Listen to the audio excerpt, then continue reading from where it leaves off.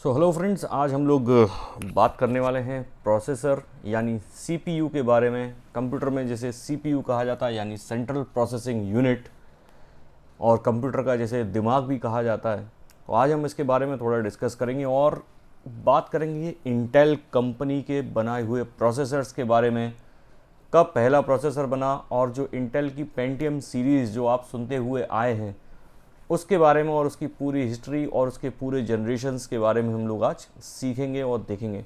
तो पहले तो मैं आपको बता दूं, ये मदरबोर्ड एक पुराने कंप्यूटर के मदरबोर्ड अगर आपने देखे हो तो इस तरीके का बोर्ड आपको दिखाई देता है। जनरल जो आप लोग घर में यूज़ करते हैं बोर्ड वो इस तरीके का दिखाई होता है। वहाँ पर यहाँ एक चिप लगी होती है जिसे हम लोग कहते हैं प्रोसेसर। इसके ऊपर जनरली एक फ़ैन लगा हुआ होता है। अगर आप उस फ़ैन को हटाएंगे तो यहाँ आपको एक प्रोसेसर दिखाई देगा। तो वापस आ जाते हैं हम लोग अपने टॉपिक पर, और यहाँ सबसे पहले मैं आपको बता दूं कि आप अपने कंप्यूटर में प्रोसेसर कैसे चेक कर सकते हैं। आप अपने माय कंप्यूटर पर राइट क्लिक कर प्रॉपर्टीज़ में जाएं, डिवाइस मैनेजर में जाएं, वहाँ आपको यहाँ प्रोसेसर देखने मिलेगा। अगर आप इस पर क्लिक करते हैं तो यहाँ देखिए मुझे 4 प्रोसेसर दिखाई दे रहे हैं, यानी कि मेरे कंप्यूटर में प्रोसेसर तो i5 लगा हुआ है। ये देखिए i5 लगा हुआ है। 2.90 हर्ट्स की एक कोर है और इसकी 4 कोर हैं, यानी कि ये 2.9 गीगाहर्ट्ज़ की 4 कोर इसके अंदर लगी हुई हैं।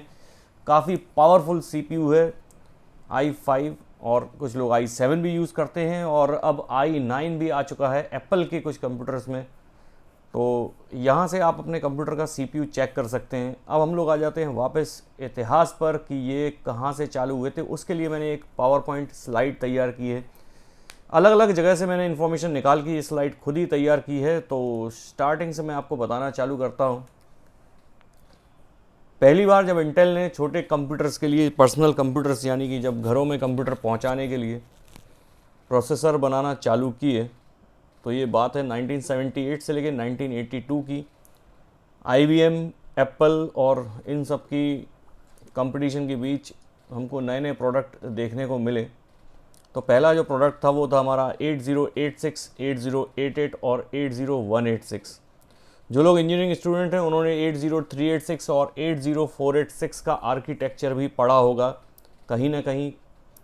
यहाँ हम लोग 8086 की बात करते हैं। एक्चुअली जितने भी बाद में जो 32 बिट के कंप्यूटर आए वो x86 बेस्ड थे, यानी कि 80486 के ही डिसेंडेंट थे।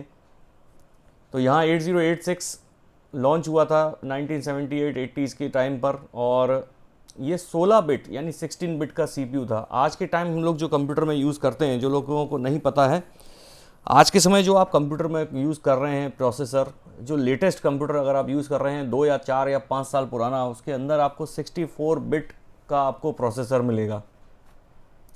थोड़ा अगर पहले की बात करें, 10 साल पुराना अगर किसी के पास लैपटॉप होगा तो शायद 32 बिट का भी वो हो सकता है। लेकिन जनरली अभी वर्तमान में जितने भी लोग कंप्यूटर यूज़ कर रहे हैं वो मोस्टली 64 बिट आर्किटेक्चर के ही हैं। तो यहाँ जो 808186 था ये 16 बिट का था, 16 बिट का आर्किटेक्चर था। और ये 16 बिट 8 बिट क्या होता है, इसके लिए मैं एक डिटेल से अलग से वीडियो बनाऊंगा। जो लोग टेक्निकल बैकग्राउंड से हैं वो लोग इसके बारे में जानते होंगे, जिन लोगों को नहीं पता उनके लिए मैं अपने एक अलग से वीडियो बनाऊंगा। तो यहाँ पर 29,000 ट्रांजिस्टर्स बने हुए थे एक 3000 नैनोमीटर डिज़ाइन के ऊपर। 3000 नैनोमीटर उस ज़माने में बहुत ही छोटा डिज़ाइन माना गया था। कल जब मैं बात कर रहा था आपसे, पिछली वीडियो में मैंने आपको बताया था मोबाइल के प्रोसेसर के ऊपर, तो 7 नैनोमीटर पर बना है। आईफोन 11 का जो प्रोसेसर है वो 7 नैनोमीटर पर बना हुआ है। अब आप लगा दीजिए, दिमाग लगा लीजिए, ये 3000 नैनोमीटर का डिज़ाइन था, 3000 नैनोमीटर का, लेकिन ये बहुत छोटा था। इतने छोटे में इन्होंने 29,000 ट्रांजिस्टर्स को इसमें बनाया था। 8086 की अगर मैं स्पीड की बात करूं तो 5 to 10 मेगाहर्ट्ज़ की स्पीड थी, 5 to 10 मेगाहर्ट्ज़ की स्पीड थी। अभी मैं जो अपना लैपटॉप दिखा रहा था आपको, उसकी स्पीड 2.9 गीगाहर्ट्ज़ एक कोर पर है। मेगाहर्ट्ज़ यानी कि 10 to the power 5, गीगाहर्ट्ज़ यानी 10 to the power 9। तो 2.9 गीगाहर्ट्ज़ का एक कोर लगा है और मेरे पास 4 कोर का कंप्यूटर है। और ये जो लॉन्च हुआ था ये 5 to 10 मेगाहर्ट्ज़, मात्र मेगाहर्ट्ज़ के ये आपका सीपीयू था। आप सोच लीजिए कि ये प्रोसेसिंग करने में इसको कितना समय लगेगा। अगर आज के ज़माने की बात करूँ, उस ज़माने में ये बहुत ही फास्ट हुआ करता था, क्योंकि कुछ फिक्स प्रोग्राम्स थे और एप्लीकेशंस थे जो उनको उस पर चलाना पड़ते थे। अधिकतर मल्टीमीडिया का यूज़ बिल्कुल ना के बराबर था, तो सिर्फ कैलकुलेशन होता था और कैलकुलेशन करने के लिए इतनी स्पीड काफ़ी होती है। 5 to 10 मेगाहर्ट्ज़ अगर मैं किसी प्रोग्रामेबल कैलकुलेटर की भी बात करूं तो उसमें भी 5 to 10 मेगाहर्ट्ज़ का नहीं होता है, उसमें भी थोड़ा कुछ ज़्यादा ही इससे प्रोसेसर आपको मिलता है। आगे मैं देखता हूं, इसके बाद इसे 2000 नैनोमीटर तक लाया गया और 6 मेगाहर्ट्ज़ की क्लॉक स्पीड इसमें निकाली गई। अगला जो हमारा यहाँ पर इंटेल ने अपना लॉन्च किया था वो था 80286, लॉन्च हुआ था 1982 के अंदर और इसकी स्पीड जो थी वो 25 मेगाहर्ट्ज़ थी। देखिए आप, कहाँ 5 to 10 मेगाहर्ट्ज़ और कहाँ 25 मेगाहर्ट्ज़, 5 गुना तेज़ कंप्यूटर इसके अंदर, 5 गुना तेज़ प्रोसेसर ये था और 5 टाइम फास्टर प्रोसेसर, यानी कि इसके अंदर कितने करीब 1,34,000 134,000 ट्रांजिस्टर्स को इस पर माउंट किया गया था और इसका जो आर्किटेक्चर था वो 1500 नैनोमीटर पर बना हुआ था, 1500 नैनोमीटर पर बना हुआ था। तो ये उससे कितना साइज़ में, लगभग आधी साइज़ में हो गया था, साइज़ आधी हो गई थी और स्पीड की अगर मैं बात करूं तो 5 गुना हो गई थी। ट्रांजिस्टर काउंट देखूं अगर तो वो लगभग हो गया था 5 गुना। तो आप देख लीजिए कितनी जल्दी समय टाइम में इन्होंने इतना 5 टाइम फास्टर सीपीयू बना दिया। लेकिन अगर मैं आज के ज़माने से इसे कंपेयर करूं तो ये अभी भी बहुत ही कम था, क्योंकि 25 मेगाहर्ट्ज़ की स्पीड ना के बराबर है आज के समय में।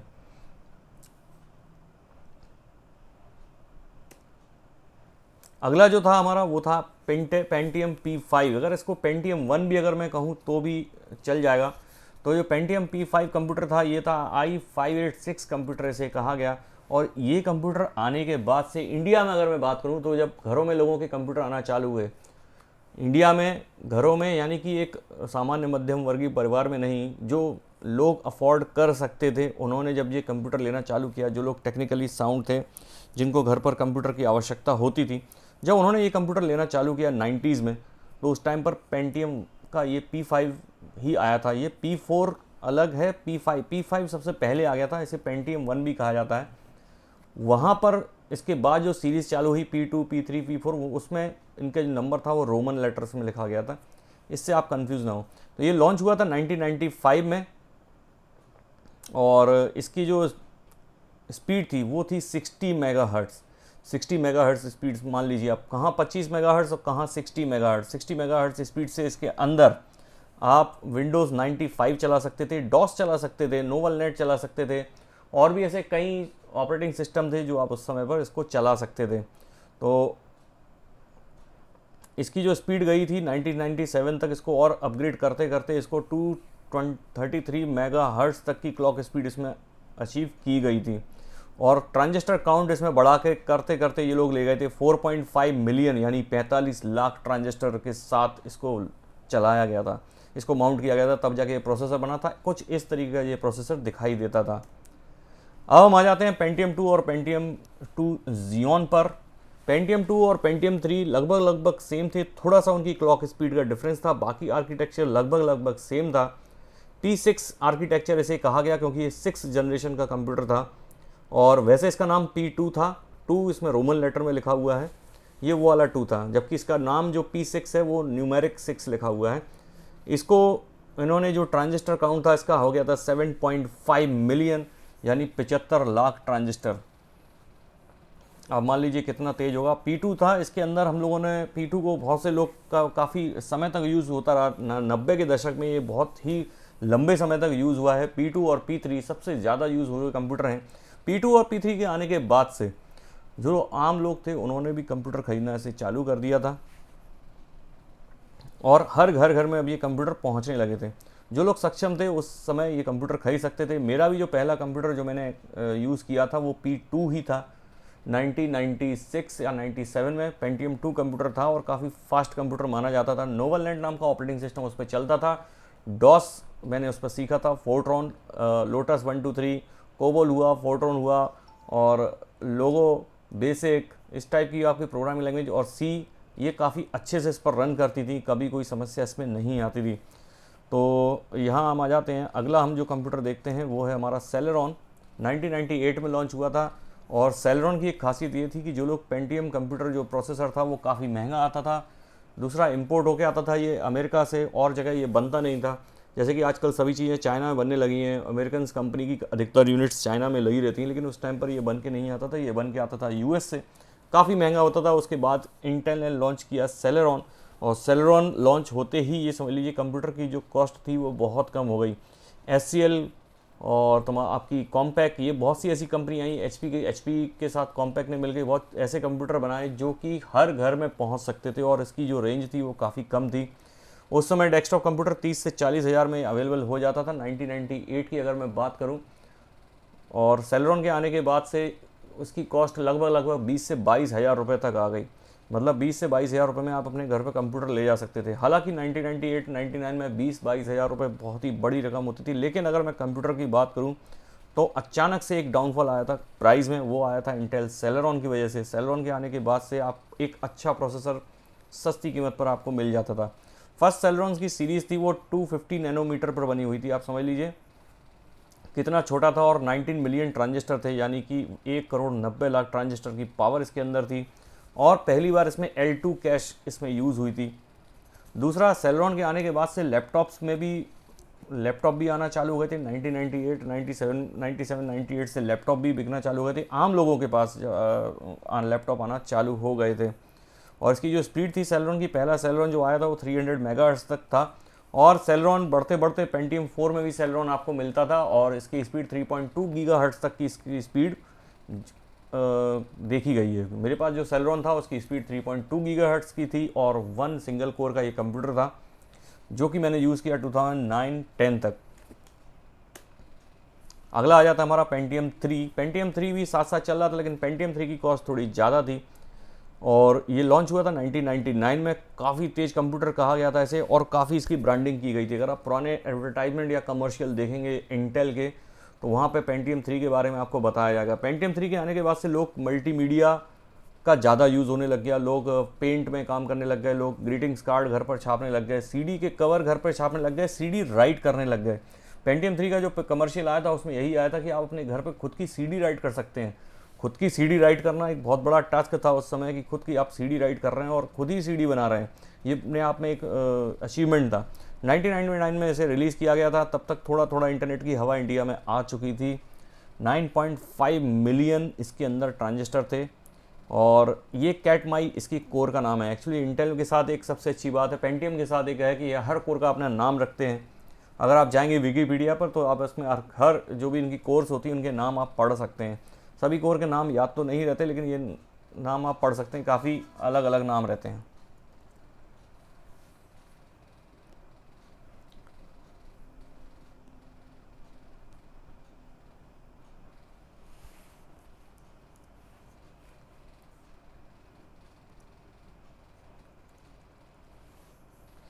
अगला जो लॉन्च हुआ था वो हुआ था हमारा 2000 में पेंटियम 4, और पेंटियम 4 के आने के बाद से सब कुछ कंप्यूटर में सब कुछ चेंज हो गया। घर घर आपको कंप्यूटर दिखने लग गए, हर छोटे छोटे बहुत सी जगह, गांव में, कस्बों में, शहरों में आपको कंप्यूटर सेंटर दिखाई देने लग गए। सभी लोग पेंटियम 4 यूज़ करते थे, और ये पेंटियम 4 एक ऐसा कंप्यूटर है 2000 में लॉन्च हुआ था, और शायद आज भी बहुत से लोग पेंटियम 4 अभी भी यूज़ कर रहे हैं 2020 में अपने घरों में।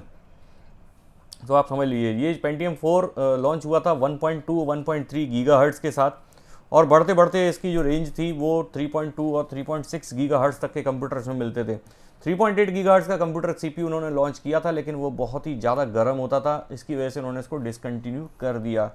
3.2 गीगाहर्ट्ज़ तक पेंटियम 4 को ऑब्जर्व किया गया, और बहुत से लोग आज भी अपने घरों में पेंटियम 4 यूज़ करते हैं। सिंगल कोर का ये कंप्यूटर था।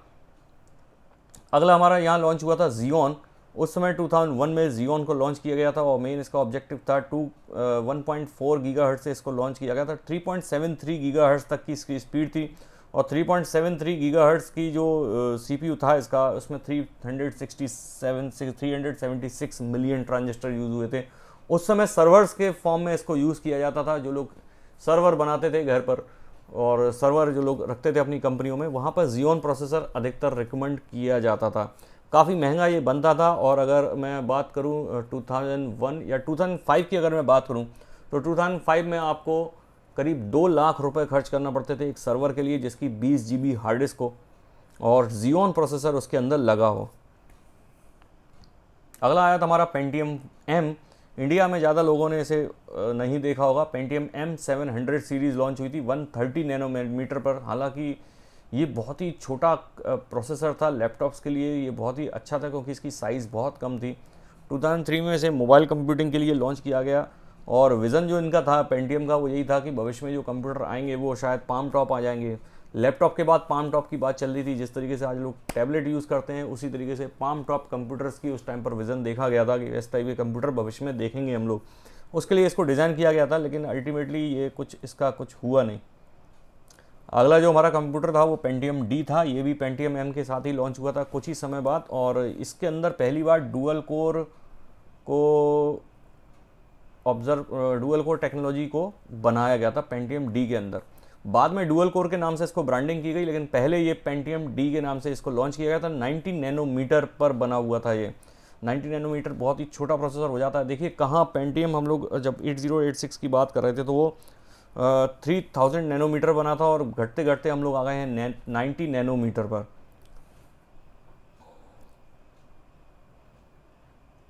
अगली हमारी जो सीरीज़ 2008 में लॉन्च हुई वो थी कोर आई सीरीज़ और आई सीरीज़ के लैपटॉप और कंप्यूटर काफ़ी ज़्यादा फास्ट थे। ये CPU जो था i3, i5, i7 हमारे पास प्रोसेसर थे। इनके अंदर मल्टीपल कोर्स थी। i3 में आप अभी भी अगर यूज़ कर रहे हो तो 4 कोर आपको कम से कम मिलती हैं। i5 में भी आपको 4 कोर मिलती हैं। i7 अगर आप यूज़ कर रहे हो तो 4 से लेके 8 और 12 कोर तक इसमें कंप्यूटर में आपको प्रोसेसर के अंदर कोर मिल जाती हैं। इमेजिन करिए आप एक i7 कंप्यूटर यूज़ कर रहे हैं, 3 गीगाहर्ट्ज़ की एक कोर है और 12 कोर हैं इसके अंदर, तो आप समझ लीजिए 12 × 3 36 गीगाहर्ट्ज़ का आप कंप्यूटर यूज़ कर रहे हैं, जो कि बहुत ज़्यादा है, बहुत ही ज़्यादा है। अगर आप इसकी क्लॉक स्पीड देखूं तो ये 3.33 गीगाहर्ट्ज़ तक की एक कोर इसके अंदर मिल जाती थी और 2.3 बिलियन ट्रांजिस्टर एक को की पावर इसके अंदर थी। आप समझ लीजिए अगर 2.3 बिलियन ट्रांजिस्टर, अगर मैं इसी चीज़ को सेम इस प्रोसेसर को i3 i5 है, इस प्रोसेसर को अगर प्रोसेसर की जगह मैं ट्रांजिस्टर्स का यूज़ करके बनाऊं तो आप समझ लीजिए कि कितना बड़ा आपका कंप्यूटर बनेगा। जो कंप्यूटर आप घर में यूज़ करते हैं या जो कंप्यूटर आप मोबाइल में यूज़ करते हैं, एक ऑक्टा कोर प्रोसेसर 8 कोर का एक प्रोसेसर है वो इसमें घर में जो आप घर में यूज़ करते हैं, मोबाइल में यूज़ करते हैं, उसको अगर मैं ट्रांजिस्टर की हेल्प से बनाऊं तो आप इमेजिन भी नहीं कर सकते, शायद एक पूरा का पूरा स्टेडियम भर जाए। आप पूरा का पूरा आपको स्टेडियम लेना पड़े और उसके अंदर एक पूरा डोम बना के उसके अंदर आपको इतने सारे ट्रांजिस्टर लगाना पड़े, तब जाके वो स्पीड आप अचीव कर पाओगे। यहाँ पर जो स्टार्ट हुआ था ये Sandy bridge technology architecture Sandy bridge हुआ था, ये इसको चेंज कर दिया गया था। सैंडी ब्रिज अगर आप i3 या i5 में अगर आप फर्स्ट जनरेशन CPU आपने यूज़ किया हो तो उसमें सैंडी ब्रिज आर्किटेक्चर यूज़ हुआ है। ये क्या है इसको भी मैं अलग से एक वीडियो में इसको बताऊंगा। उसको रिप्लेस कर दिया गया था। जो i3 और i5 में सेकंड और थर्ड जनरेशन से जो PC आए उनमें सैंडी ब्रिज नहीं था, तो उनकी स्पीड एकदम से चेंज हो गई थी। अगर आप कोई पुराना लैपटॉप खरीद रहे हैं तो कम से कम आप i3 में ये देख लें, i3 i5 i7 है जो भी है उसमें ये देख लें कि कम से कम वो थर्ड जनरेशन के बाद का ही हो। अगला हमारा था 2013 में, तो ये 2013 में जो आया था 22 नैनोमीटर पर बना हुआ हैसवेल टेक्नोलॉजी, जिसको रिप्लेस हो गया था ये सैंडी ब्रिज। उसके बाद जो टेक्नोलॉजी आई वो थी हैसवेल, रिप्लेस हुआ था 2013 में। और 2013 के बाद से आई सीरीज़ के लैपटॉप हमारे पास आना चालू हो गए थे। ज़्यादातर इंडिया में जो बिकना चालू हुए वो 2013 के बाद चालू हुए और स्पीड इसमें जो दी गई 5.96 बिलियन ट्रांजिस्टर के साथ एक कोर पर 4.4 गीगाहर्ट्ज़ की स्पीड दी गई, जो कि बहुत ही ज़्यादा तेज़ है। 40 नैनोमीटर तक को इसको स्केल्ड किया गया। 40 नैनोमीटर बहुत ही छोटा साइज़ हो जाता है और साइज़ इसको छोटा करना बहुत ही आवश्यक है, क्योंकि अगर हम अपन लैपटॉप थिन लैपटॉप यूज़ कर रहे हैं हम लोग, जिस प्रकार से आप मैकबुक यूज़ करते हैं, इतना पतला लैपटॉप है, उसमें अगर आप इसको छोटा नहीं करेंगे तो कैसे होगा काम। तो इस तरीके से आज हम लोगों ने बात की पेंटियम प्रोसेसर्स के ऊपर। अगली वीडियो में हम लोग देखेंगे इनका जो आर्किटेक्चर होता है वो किस तरीके का होता है, क्या ऐसा होता है जिसकी वजह से ये काम करते हैं। अगर ये वीडियो आपको अच्छा लगा हो तो आप मेरे चैनल को करिए सब्सक्राइब और अपने दोस्तों के साथ इसे शेयर करिए, बेल आइकन ज़रूर दबाइए और वीडियो पूरा ज़रूर देखिए, ये आपके लिए काफ़ी फ़ायदेमंद होगा। इस तरीके की क्लासिफाइड इन्फॉर्मेशन हम लोगों को पढ़ने को नहीं मिलती है, लेकिन आपके लिए ये जानना बहुत ही ज़्यादा ज़रूरी है। तो जुड़े रहिए मेरे साथ। Thanks for watching.